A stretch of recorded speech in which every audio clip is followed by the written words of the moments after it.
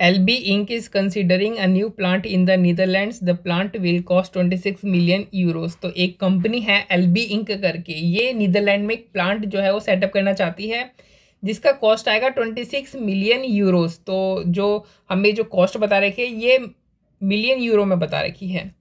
फिर आगे कहता है कि incremental cash flows are expected to be 3 million euros per year for the first 3 year 4 million euros, the next 3 year 5 million euros in the year 7 through 9 and 6 million euros in the years 10 through 19, after which the project will terminate with no residual value। कह रहा है कि हमें जो cost पड़ेगी वो तो 26 million euro की पड़ेगी, लेकिन इससे जो कैश इनफ्लोज होगा वो किस तरीके से होगा वो हमें बता रखा है। कह रहा है यहाँ पे देखो, शुरू के 3 साल में जो कैश फ्लो होगा वो 3 मिलियन यूरो का होगा, फिर चौथे 5वें 6ठे साल में 4 मिलियन यूरो का होगा। देखो ये जो 3 मिलियन यूरो का जो कैश फ्लो हो रहा है ना, ये शुरू के 3 साल हर एक साल हो रहा है, यानी पहले साल में भी 3 मिलियन यूरो, दूसरे साल में भी 3 मिलियन यूरो और तीसरे साल में भी 3 मिलियन यूरो। उसी तरीके से चौथे साल 5वें साल और 6ठे साल हर साल 4 मिलियन यूरोस का कैश इनफ्लो होगा। फिर 7वें 8वें और 9वें साल 5 मिलियन यूरो का होगा, और 7वें 8वें 9वें का होगा 5 मिलियन का, और फिर ईयर 10 से लेकर के ईयर 19 तक हर ईयर 6 मिलियन यूरो का होगा कैश इनफ्लो। हमें इतनी सी बात हमें यहाँ पे बता रखी है। और इसके बाद कह रहा है कि 19 के बाद कोई भी कैश इनफ्लो नहीं होगा और किसी भी तरीके की कोई रेसिडुअल वैल्यू नहीं मिलेगी हमें, यानी जो भी हमने प्लांट लगाया है ना उसको बेच करके हम 1 भी रुपया नहीं कमा सकते हैं after year 19। The present exchange rate is 1.9 euro पर डॉलर। हमें यहाँ पे एक्सचेंज रेट भी दे रखी है, हमें यहाँ पे बता रखा है कि $1 का एक्सचेंज रेट कितना है 1.9 यूरोज, यानी $1 में 1.9 यूरोज आते हैं। The required rate of return on repatriated dollar is 16%। अब यहाँ पे हमें ना रिक्वायर्ड रेट ऑफ रिटर्न या फिर कॉस्ट ऑफ कैपिटल जो भी बोल सकते हो, यानी ये कौन सी रेट हुई आपकी, ये डिस्काउंटिंग रेट हो गई। लेकिन ये जो डिस्काउंटिंग रेट हमें दे रखी है ना, ये दे रखी है डॉलर की, यानी डॉलर के हिसाब से जो डिस्काउंटिंग रेट है ना हमें वो दे रखी है। तो देखो 2 बातें मैं क्लियर करता हूँ।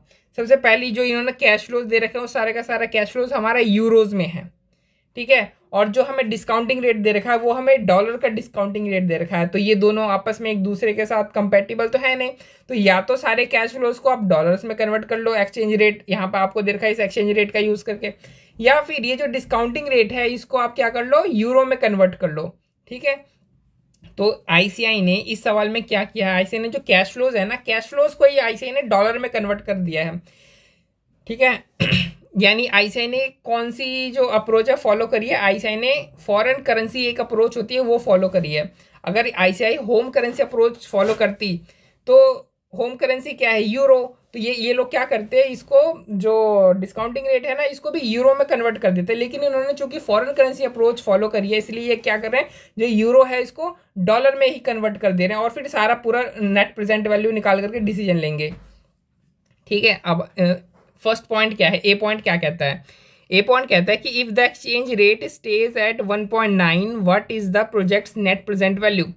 कह रहा है कि मान लो ये पूरे 19 साल के दौरान जो आपको जो एक्सचेंज रेट है ना वो यही रहता है, जो शुरू में था ना ईयर 0 में जो एक्सचेंज रेट था $1 इक्वल टू 1.9 यूरोज, यही एक्सचेंज रेट आपके पूरे प्रोजेक्ट के दौरान नहीं पूरे 19 साल के दौरान रहता है।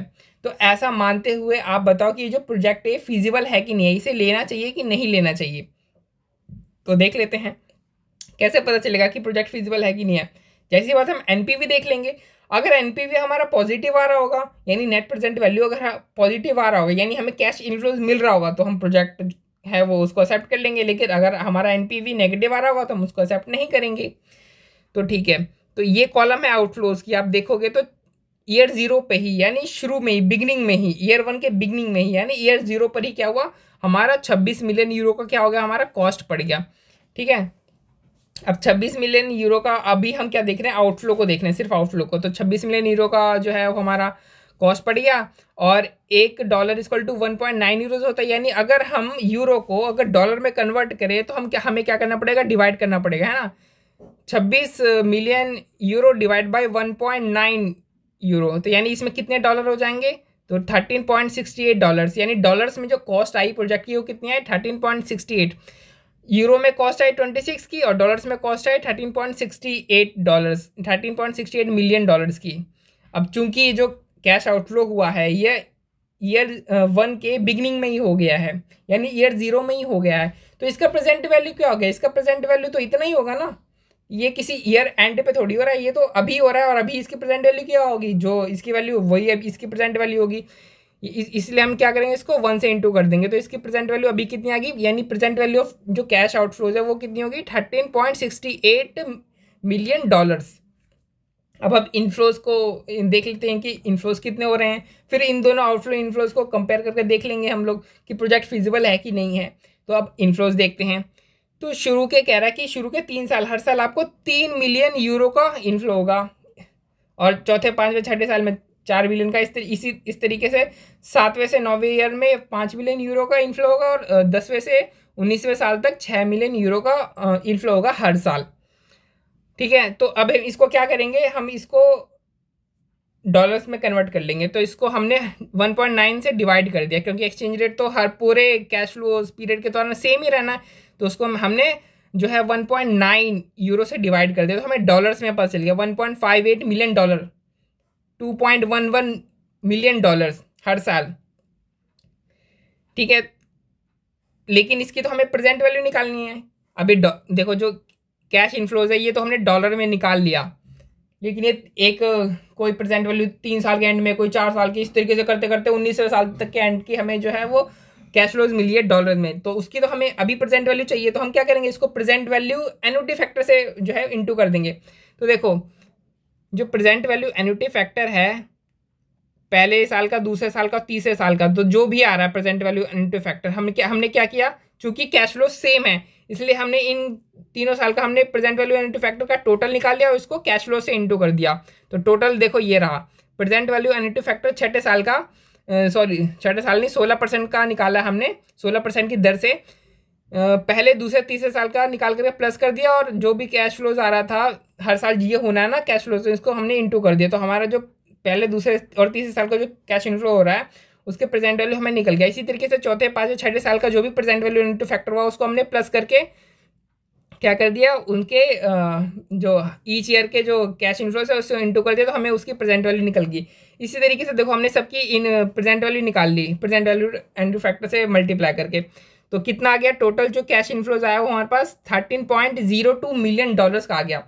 यानी जो कैश आउटफ्लो हुआ वो हुआ 13.68 मिलियन डॉलर्स का, और जो कैश इनफ्लो हो रहा है वो हो रहा है 13.02 मिलियन डॉलर्स का। यानी हमें 0.66 मिलियन डॉलर्स का क्या हो रहा है, कैश आउटफ्लो ज़्यादा हो रहा है, यानी 0.66 मिलियन डॉलर्स का हमें लॉस हो रहा है। इसलिए जो प्रोजेक्ट है वो एक्सेप्टेबल यहाँ पे नहीं है। अब सेकेंड पार्ट में क्या कहता है, सेकेंड पार्ट में कहता है कि अभी आपने एक एजम्पशन ली थी कि जो एक्सचेंज रेट है ना वो पूरे प्रोजेक्ट के दौरान सेम है। अब मान करके चलो कि जो एक्सचेंज रेट है ना वो धीरे धीरे चेंज हो रही है। कैसे कि 0 पीरियड पे तो हमने जो आपको एक्सचेंज रेट बताई है वही है, लेकिन शुरू के 3 साल यानी first year and, second year and और थर्ड ईयर एंड पे आपने ये वाली एक्सचेंज रेट लेनी है। फिर 4th, 5th और 6th ईयर एंड पे एक्सचेंज रेट आपने ये वाली लेनी है। 7, 8, 9 पे ये वाली लेनी है, और 10 से 19 तक ये वाली लेनी है आपने एक्सचेंज रेट। यानी यहाँ पे जो हम एक्सचेंज रेट ले रहे थे ना, अभी हमारी एक्सचेंज रेट यहाँ पे ये चेंज हो गई है, तो हमने सिंपल से क्या करना है, हमने यहाँ पे एक्सचेंज रेट जो है वो चेंज कर देना है ना। अभी तक हम 1.9 से डिवाइड कर रहे थे, अब हम जो भी हमें एक्सचेंज रेट दे रखा है उस ईयर के एक्सचेंज रेट से हम उसको जो है डिवाइड कर देंगे। तो हमारा कैश फ्लो देखो अलग डिफरेंट आया ना, कैश फ्लोज पहले हमारा कैश फ्लोज ये आ रहा था, अब हमारा कैश फ्लोज ये आ रहा है। तो हमने क्या किया, इनका प्रेजेंट वैल्यू एन्युटी फैक्टर से हमने क्या किया, प्रेजेंट वैल्यू निकाल लिया। अब देखा तो हमारे प्रेजेंट वैल्यू कितना आ रहा है 14.19 का, यानी जो कैश आउटफ्लो हुआ उसका प्रेजेंट वैल्यू हुआ 13.68 मिलियन डॉलर, और जो कैश इनफ्लो हो रहा है उसका प्रेजेंट वैल्यू हो रहा है 14.19 मिलियन डॉलर। यानी बेनिफिट हो रहा है, कितने का बेनिफिट हो रहा है, 0.51 मिलियन डॉलर का बेनिफिट हो रहा है। यानी अगर जो एक्सचेंज रेट है वो इस तरीके से होती है जिस तरीके से बी पार्ट में लिखा है, तब तो प्रोजेक्ट फिजिबल है, क्योंकि हमें फायदा हो रहा है इसमें $0.51 मिलियन का। लेकिन अगर एक्सचेंज रेट सेम ही रहती है तब तो हमें घाटा हो रहा है। यानी फर्स्ट केस में प्रोजेक्ट एक्सेप्टेबल नहीं है, लेकिन वहीं सेकंड केस में जब एक्सचेंज रेट हमारी हर साल चेंज हो रही है तो जो प्रोजेक्ट है वो हमारे लिए एक्सेप्टेबल बन जाता है। तो ये हमारा सवाल था, ख़त्म, यहाँ पे हो गया। बहुत ही ईजी सवाल था।